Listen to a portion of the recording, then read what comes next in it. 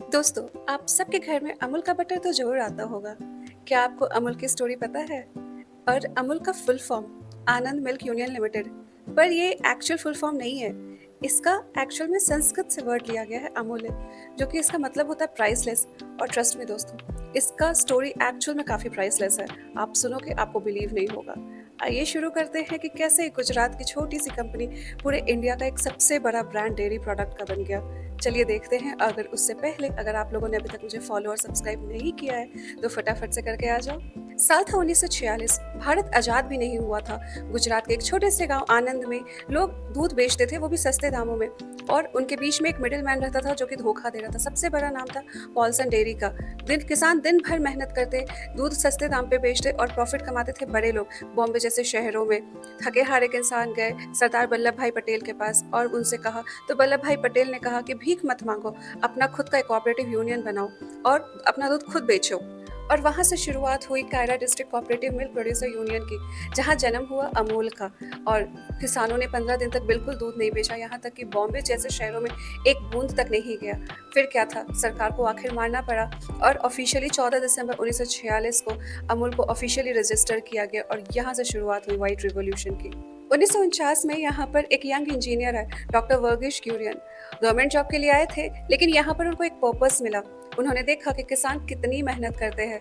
त्रिवेंद्र दास पटेल के साथ मिलकर उन्होंने एक स्ट्रैटेजी बनाया, एक नया सिस्टम आनंद पैटर्न 3 टायर कोऑपरेटिव मॉडल बनाया उन्होंने। पहला, विलेज लेवल, गांव में milk collection centres.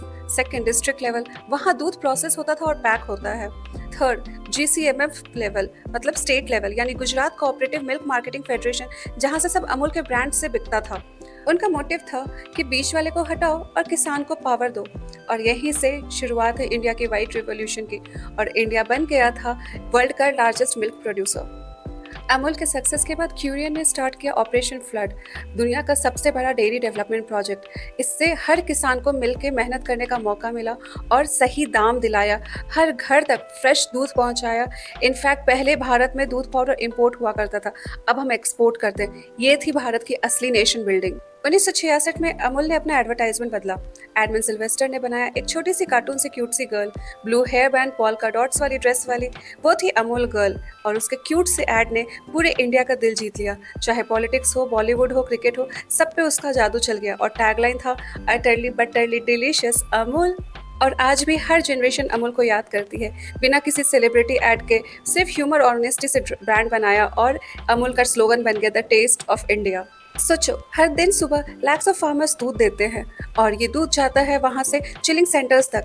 Chilling centres पे टेस्ट होता है, फिर वहाँ से प्रोसेस होकर डायरेक्ट हमारे घर तक होता है। मतलब पूरे 1.4 मिलियन शॉप्स तक, सब कुछ टाइम पे, वो भी विदाउट मिडिल मैन। फार्मर से डायरेक्टली फ्रिज तक, ये था अमूल का मैजिक। इसलिए अमूल सिर्फ एक ब्रांड नहीं है, ये एक पीपल्स मूवमेंट है।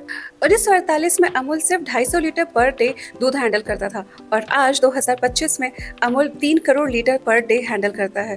सोचिए दोस्तों, अमूल का टर्नओवर 2025 में 90,000 करोड़ क्रॉस कर गया है। सोचिए, और GCMMF का 66,000 करोड़। अमूल अब 50 से ज़्यादा देशों में है। मतलब USA में भी आपको अमूल का सिर्फ बटर नहीं, बहुत कुछ मिल जाएगा। अमूल मिल्क लॉन्च हो गया और अमूल अब सिर्फ बटर नहीं बना रहा है, वो वीगन प्रोडक्ट्स बना रहे हैं, हाई प्रोटीन मिल्क बना रहा है और ऑर्गेनिक स्पाइसेस।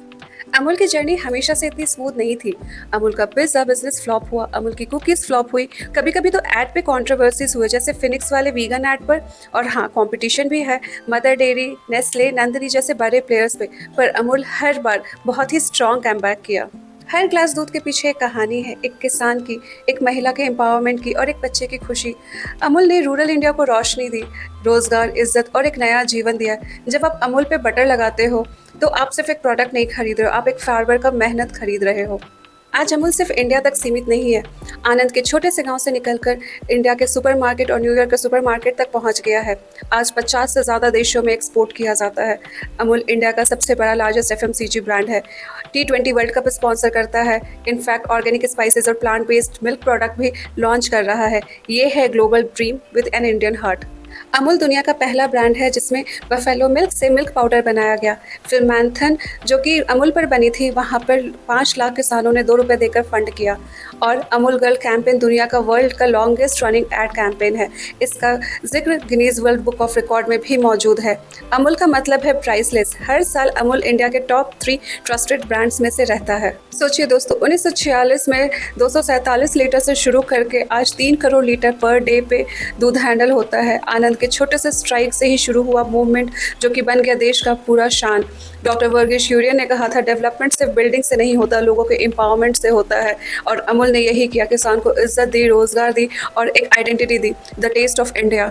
डॉक्टर क्यूरियन का एक डायलॉग बहुत ही फेमस हुआ जो कि दिल को छू जाता है, इंडिया तब तक महान नहीं बनेगा जब तक कोई आदमी भूखा है, औरत कमज़ोर है या कोई बच्चा जो बिना दूध के रोता है।